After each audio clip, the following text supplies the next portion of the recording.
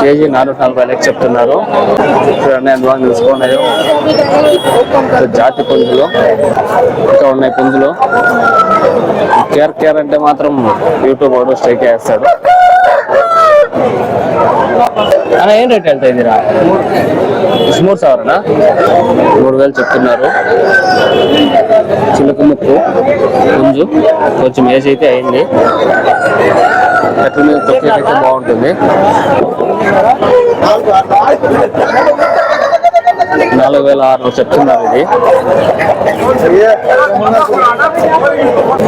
ఇది ఆర్లు